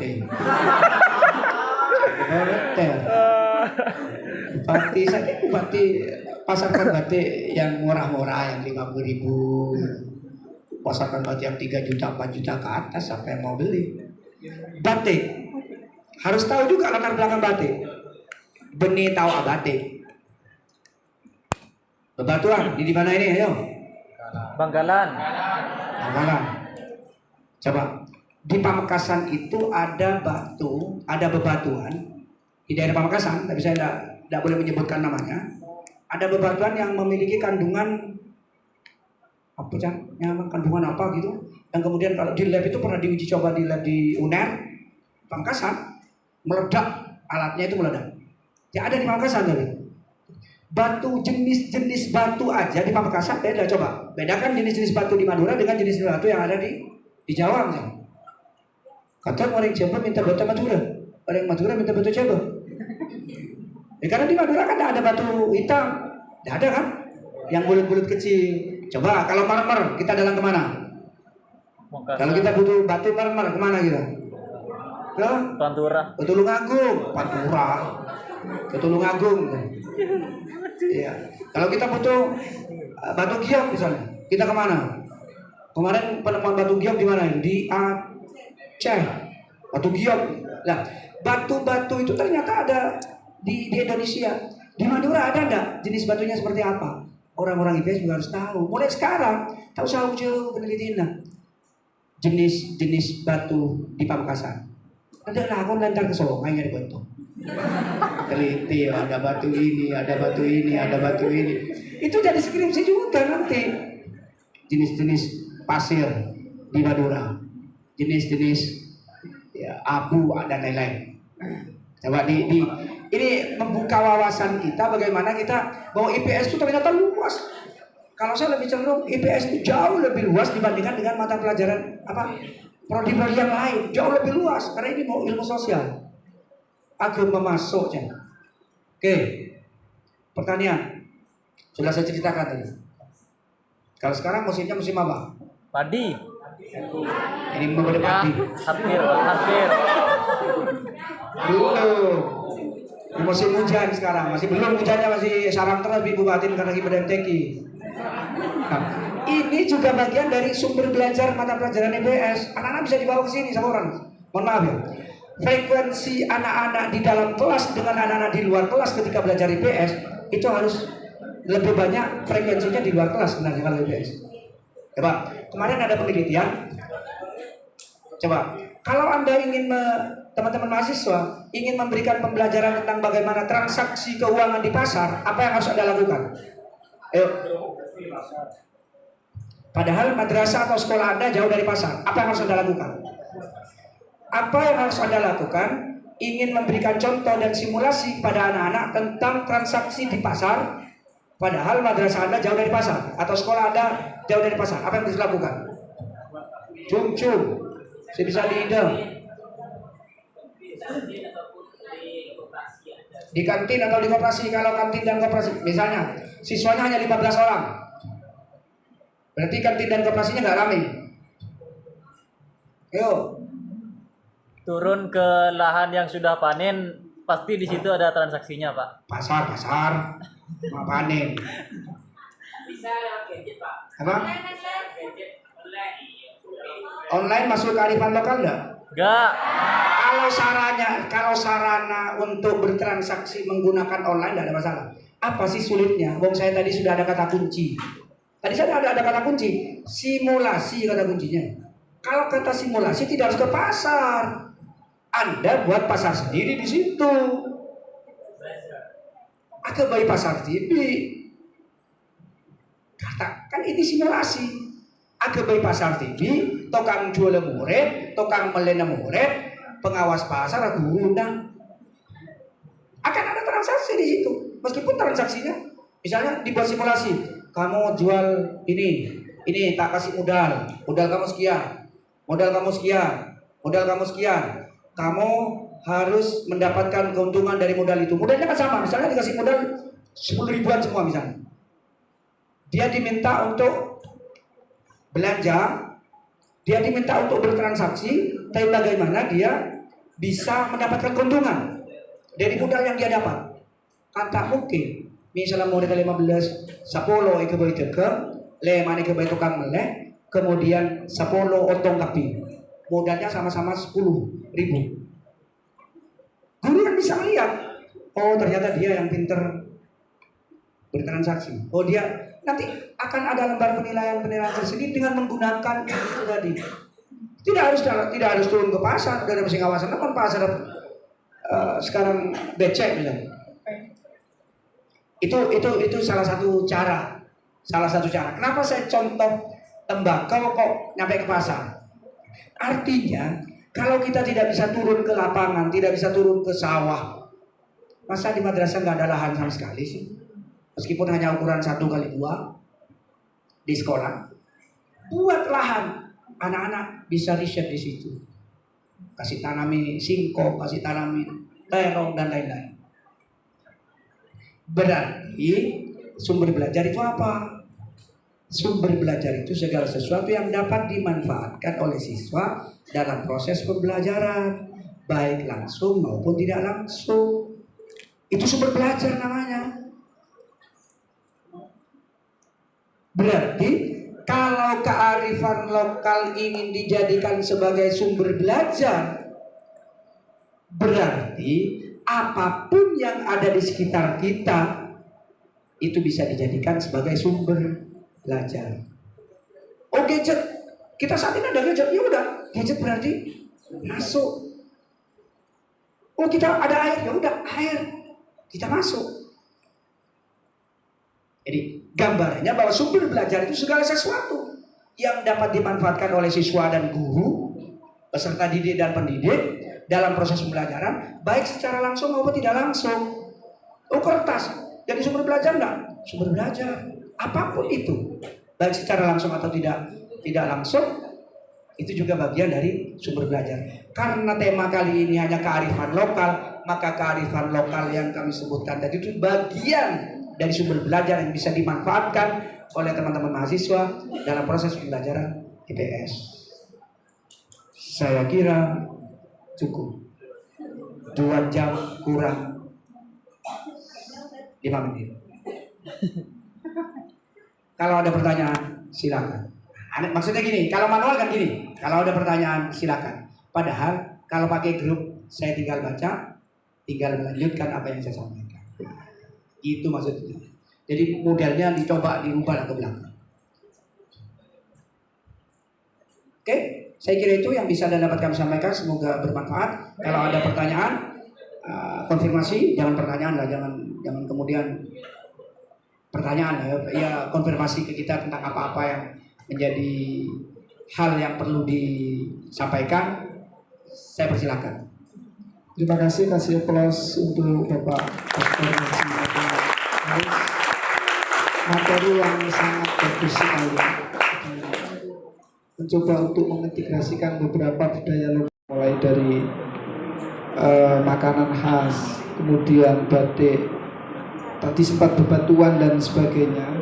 Harapannya nanti semoga kita lebih bisa mengeksplor lebih banyak lagi kearifan lokal yang ada di Madura, karena kita rata-rata akan hidup di Madura.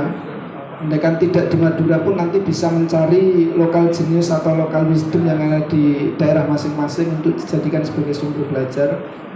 Oleh sebab itu untuk sesi selanjutnya silakan bagi mahasiswa yang ingin bertanya terkait dengan materi yang telah tadi disampaikan yang luar biasa, agar semakin membuka cakrawala pandang kita terkait dengan sumber belajar yang bersumber dari kearifan lokal untuk pembelajaran IPS.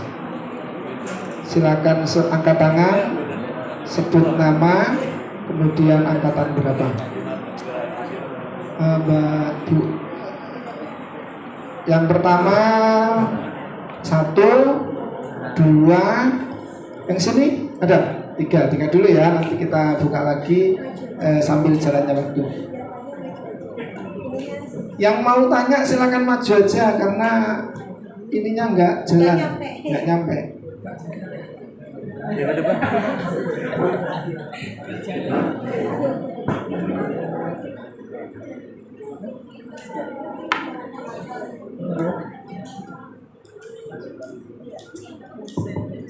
Assalamualaikum warahmatullahi wabarakatuh. Nama saya Purwanto, angkatan 19 kelas A. Di era globalisasi ini tidak dapat dipungkiri bahwa kearifan lokal tersebut semakin terkikis, Bapak. Sebenarnya sempat disinggung tadi.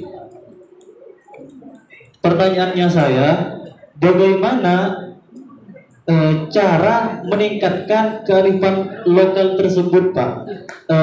Misalnya ya, sempat disinggung tadi, dicontohkan bahwa untuk meningkatkan kearifan lokal seperti mengajak anak-anak latihan silat atau bahkan ikut menghafal Al-Quran yang kata Bapak tadi. Tapi hal tersebut belum mengenai terhadap pemikiran saya, Bapak. Kurang mengenai terhadap pemikiran saya. Jadi seperti itu, Pak. Untuk contohnya bisa lebih luas lagi. Terima kasih. Assalamualaikum warahmatullahi wabarakatuh. Waalaikumsalam warahmatullahi wabarakatuh. Terima kasih. Selanjutnya ya, perempuan dulu. Langsung saja, saya Nunu Maisuro, Prodi Tadris Ilmu Pengetahuan Sosial semester 5. Pertanyaannya, bagaimana menurut Bapak kearifan lokal mengenai wihara yang ada di daerah Talang Siring, di mana di dalamnya terdapat suatu peribadatan ataupun musola orang Islam? Terima kasih. Oke, terima kasih. Langsung selanjutnya, itu biar langsung dijawab sama beliaunya. Assalamualaikum warahmatullahi wabarakatuh. Perkenalkan, nama saya Muhammad Rizal Radika Saputra, angkatan 19. Baik, di sini tentang kearifan lokal.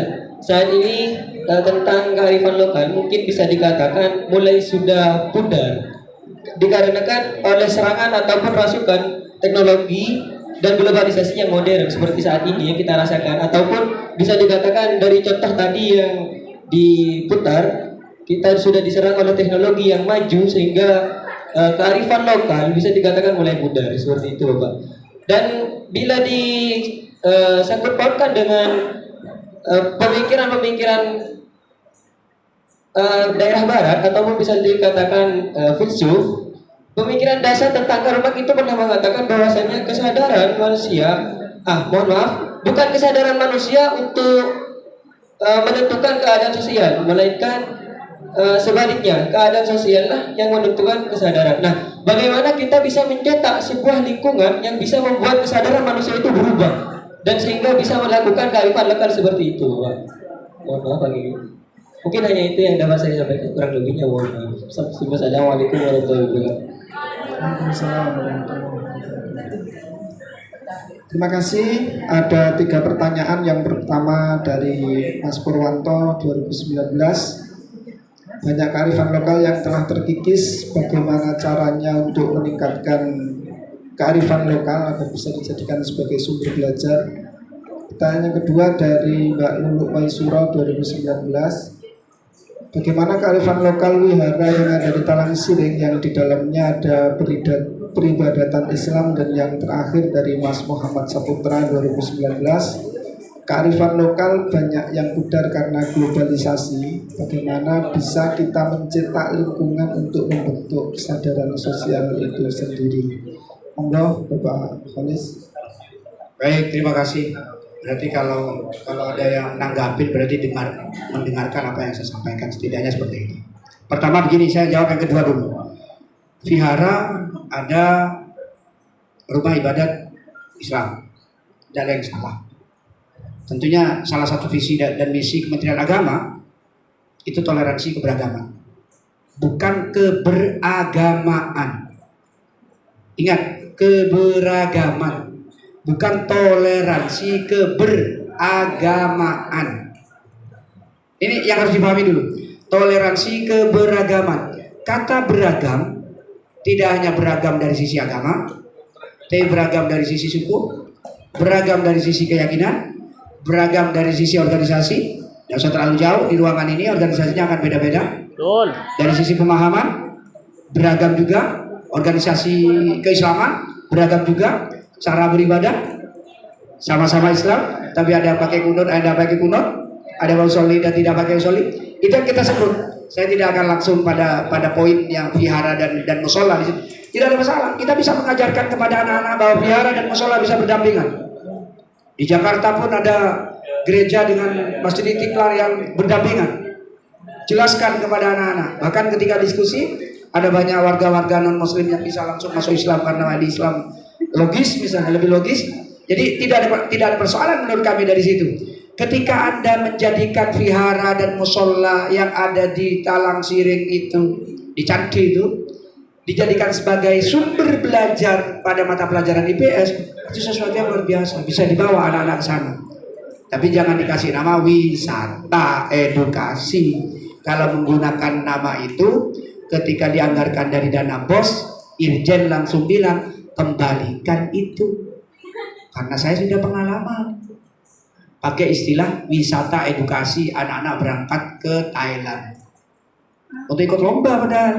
Tapi kami tarik di situ, karena di situ juga setelah lomba ternyata ada wisatanya. Gitu. Jadi tidak sih kami kasih itu, kami tulis wisata edukasi. Jadi artinya apa? Bahwa madrasah kalau ingin menggunakan sumber belajar seperti itu, enak aja, silakan aja, tidak ada masalah dengan itu semua. Nah, itu yang pertama ya. Saya kira tidak ada persoalan dengan itu semua. Boleh saja. Pahami bahwa salah satu visi Kementerian Agama saat ini adalah toleransi keberagaman. Bolehlah jilbab teman-teman mahasiswa berbeda-beda. Tapi kuncinya satu, menutup aurat. Bolehlah bermacam-macam merek yang dipakai maskernya. Prinsipnya pakai masker. Itu maksudnya. Menutup aurat, itu konsepnya. Kemudian yang kedua tadi sekaligus dengan pertanyaan yang ketiga, kearifan lokal itu ya hanya silat apa? Kita sebagai guru EPS, calon guru EPS harus terus berpikir bagaimana kearifan lokal kita, bukan dipertahankan yang baik-baik saja. Paling tidak gini, media pembelajaran yang ada di sekitar kita, sumber belajar yang ada di sekitar kita, itu yang coba kita ambil sebagai sumber belajar dalam kegiatan pembelajaran. Artinya apa? Ini mungkin Bu Aziza punya pandangan begini. Teman-teman mahasiswa ketika keluar nanti berpikir, ketika turun ke lapangan, ketika jadi guru IPS atau jadi PPL di sana, mereka akan kesulitan dan harus mengeluarkan biaya yang banyak untuk menyiapkan sumber belajar dan media belajar. Padahal tidak seperti itu. Daun bisa menjadi sumber belajar. Tanah bisa menjadi sumber belajar. Batu bisa menjadi sumber belajar. Nah, kalau ini sedikit melenceng sebenarnya. Tadi pertanyaan sedikit melenceng. Tadi kan dua-duanya sama-sama sedikit melenceng. Karena topik kita kearifan lokal untuk sumber belajar. Jadi bukan kearifan lokal terkikis karena adanya globalisasi dan lain-lain. Sebenarnya tidak terkikis. Bagaimana kita mengenalkan local wisdom kita kepada masyarakat? Kita bisa membuat konten di YouTube dengan cara mengenalkan Caenca, dengan cara mengenalkan kerapan sapi, menjelaskan tentang sejarah kerapan sapi. Kita bisa membuat tulisan-tulisan di jurnal, tulisan-tulisan di buku. Kalau tadi ada istilah guyonan Sinta 1, Sinta 2, Sinta 3 itu kan urusan kenaikan pangkat para dosen sebenarnya. Jadi biasanya rata-rata dosen itu mahasiswa suruh neliti Pak Nur Aki. Nah, saya pernah digitukan soalnya. Saya pernah digitukan. Dosen itu bilang, ayolah masa catut nama saya aja nggak mau gitu. Ya tidak apa-apa gitu. Jadi ada beberapa tulisan memang saya catut nama-nama dosen. Penelitian itu asik, meneliti itu asik sebenarnya. Apalagi di ilmu sosial. Asik sebenarnya meneliti. Jadi ketika merasa local wisdom itu dianggap tergerus oleh adanya globalisasi, teliti itu. Yang menarik coba.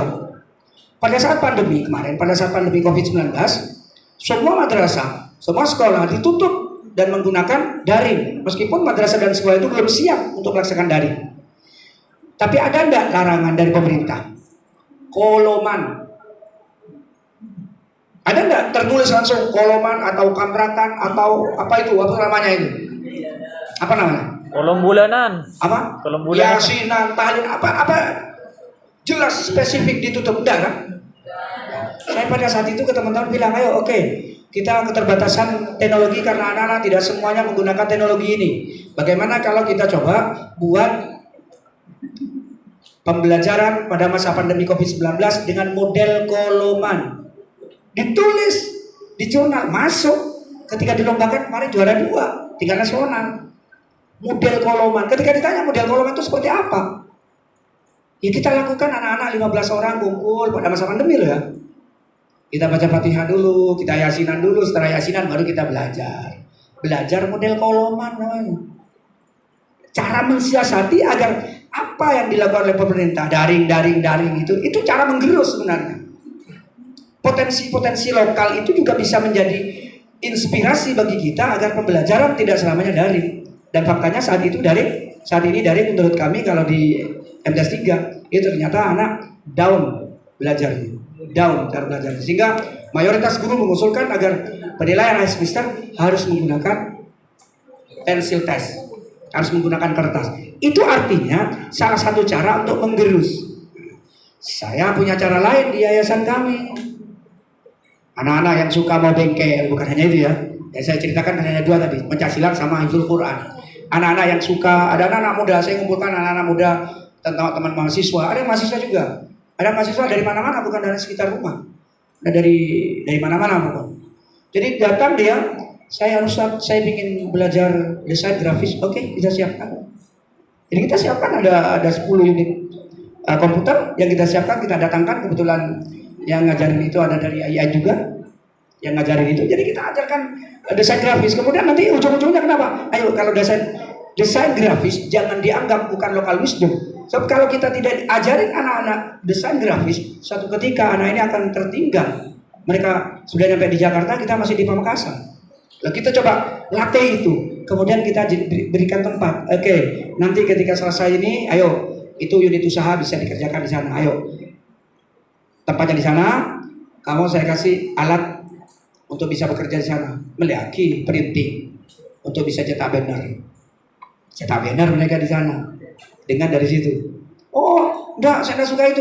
Saya ingin bengkel aja. Oke, ayo latihan bengkel. Datangkan ahli.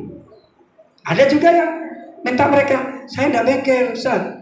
Saya ingin hanya las kecil-kecilan aja. Sekarang yang banyak laku itu kan menggunakan buat galvalum. Iya, ayo. Ada 15 anak kumpulkan, diajarin kelas, dibelikan alat kelas. Setelah tahu dia oke, clear, itu ada lahan di situ. Ayo kita kerjasama. Ada juga yang sukanya nyablon. Nah, itu pekerjaan-pekerjaan offline semua. Offline semua. Ada Anda yang tertarik? Silakan ngomong-ngomong sama Pak Mukhlis. Semuanya gratis. Bahkan anak yang hafal 1 juz, bangun 1 juz 500, mau 30 juz, berapa? 3 kali 15 juta. Kalau 30 juz dia di samping dapat 15 juta, dia akan dapat hadiah umroh. Kemarin itu malam Senin kemarin itu ada 21 anak yang sudah iklan, ada yang 2 juz, ada yang 1 juz. Coba hitung 500 kali 21 anak, berapa juta yang harus diberikan? Dari mana dananya? Jangan tanya itu. Itu rezeki anak-anak yang menghafalkan Al-Quran. Kita ingin mengalihkan bahwa online itu tidak selamanya bagus. Kayak kita giring anak-anak untuk ke sana, untuk bisa ke sana. Jadi gambaran-gambaran seperti itu. Jadi benih pas globalisasi akan membuat kita, apa sih globalisasi itu? Tadi yang ngomong pertanyaan ketiga itu. Di Korea itu dalam kelas ini papan semua yang online semua. Papan ini papan semua ini. Dan itu sudah bukan 4G tapi 5G. What children internet. Di mana-mana gratis. Nggak usah beli paket. Saya di sini berangkat dari sini karena kartunya kartu Indonesia, saya coba pakai paket di sana. Paket Korea. Nggak dipakai. Hari di sana langsung gratis semua di semua tempat. Kecuali di bus. Ketika jalan, ketika di mobil, ketika jalan. Dan tertib banget, padahal mereka komunis. Ini kantor kan apa turban? Ongkok kabes. Siapa sih nggak ada? Kalau di sana enggak. Saya pertama melihatnya orang nunggu bis di halte itu bukan duduk, berdiri. Cicir pada sore ngantri toilet. Kalau toilet di Arafah, toilet di Arafah, itu pun kalau udah ada yang nyerobot, berdiri. Kalau bis itu 05 yang masuk 5 ganti masuk 2 terus seperti itu. Apa orang yang lalu? Ternyata antri bis. Jadi itu lokalisme mereka. Jadi artinya jangan kemudian dianggap menggerus seperti teknologi. Mereka teknologinya sudah jauh dengan kita. Siswa di dalam kelas isinya hanya 12 orang. Semua siswa sudah pakai tablet semua dan laptop. 1 tablet, 1 laptop. Kelas digital semua. Papan digital semua. Kapan Indonesia akan seperti itu? Saya kadang jawab ketika datang dari Korea, diminta presentasi sama Pak Direktur GTK di Jakarta. Apa yang bisa Anda lakukan di madrasah Anda? Waduh, jauh Pak Direktur. Apa oleh-olehnya? Ketika nyampe di Pamekasan, oleh-olehnya apa dari Korea? Saya jawab, jauh Pak, kita sulit untuk dari Korea. Makanya salah satu cara, saya coba kemarin, ayo Smart TV aja. Pakai Samsung kita, Smart TV di kelas-kelas kasih Smart TV. Yang sudah ada ininya, buang aja ini. Sudah pakai Smart TV. Makanya ketika Mas Maulis itu di sana di rumah, kamu kembangkan ini, lebih bagus kamu berhenti jadi kepala madrasah di sana, kamu kembangkan di sini, ayo apa yang kamu minta? Saya minta Smart TV. Jadi sudah ada 7 Smart TV. Di kelas-kelas sudah pakai Smart TV. Dan itu apa artinya? Bukan menggerus sesuatu yang kearifan lokal tadi. Kearifan lokal tetap, anak-anak mahasiswa tetap kalau santri saya bisa memang di sana diminta untuk tetap ngaji seperti biasa, ngaji sorogan seperti biasa, ngafalkan Al-Quran. Malam minggu kutu nginep, malah main apel-apelan sebenarnya. Itu targetnya. Kalau malam Jumat biar dia ngaji, kita coba beri itu, agar mereka tertarik untuk tidak online, sehingga mereka bisa offline. Target kita sana. Saya kira itu tidak apa-apa, tidak puas nanti bisa chattingan dengan saya melalui WhatsApp saya, tidak apa-apa bisa langsung WA-WA-an. Biasa mahasiswa kan saya kepenting paling judul skripsi.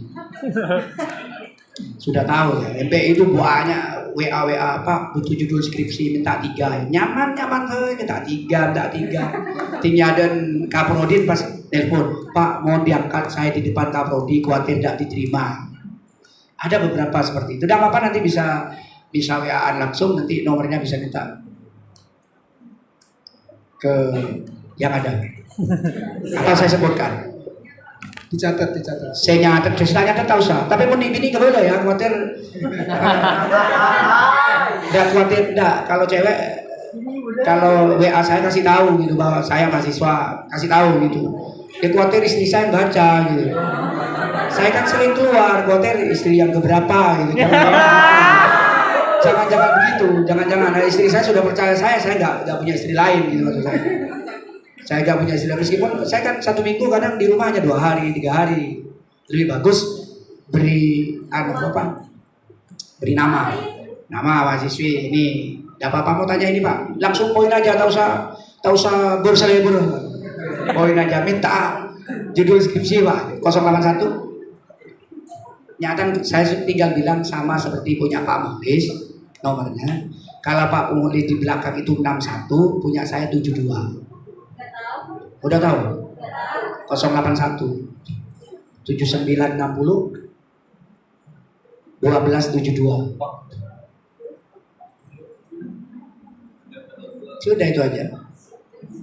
Ya, nanti kalau ada apa mau berdasar partai tanya Aki, ya pala tak perlu lebuang pas sampai tidak apa. Tapi jangan iseng ya.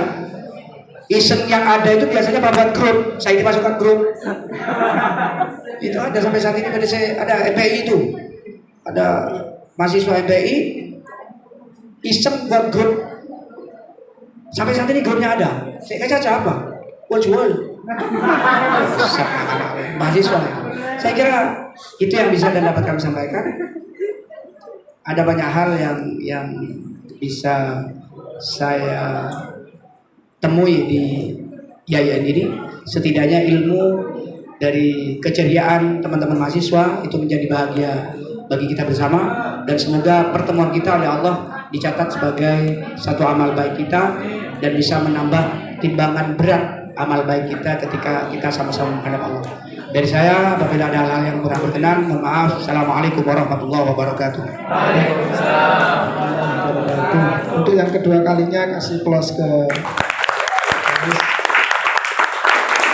Terima kasih kepada Bapak Dr. Haji Muhammad Holis